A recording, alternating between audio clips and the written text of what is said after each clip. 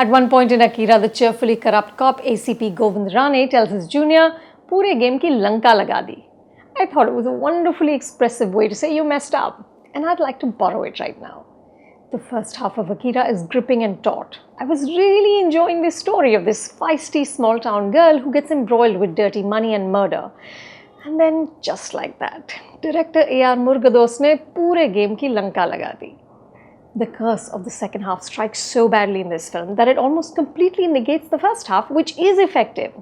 We're introduced to Akira, which means graceful strength in Sanskrit. Her father nurtures in her a strong will to fight injustice. He trains her in martial arts.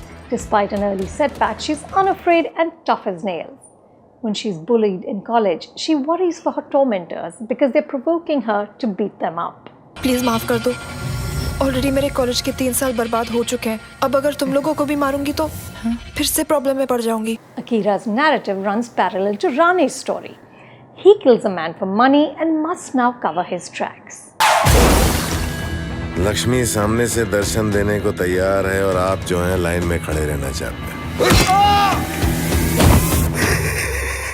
In attempting to hide their crime, the cops pick up the wrong girl, Akira. Sonakshi is wholly convincing as the steely Akira, but what makes the first half click is Anurag Kashyap. Rane is that sort of fleshy, decadent cop who would fit right in at a Roman orgy. He kills casually and has a jovial cynicism about the world. When destiny presents him with a suitcase of notes, he doesn't hesitate to take it. Anurag gives Rane just that right touch of menace and sleaze. I think the director should seriously consider an acting career. As the Joker so memorably put it, this town needs a better class of criminal. Murugadoss skillfully primes us for the battle between Akira and Rane. But post-interval, the film shifts to a mental asylum.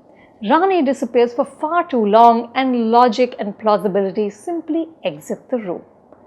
Now the director wants to present Akira as a full-blown Hindi film hero. So even under a drug haze, she can beat up half a dozen men. She struts in slow motion and the soundtrack amps up her punches.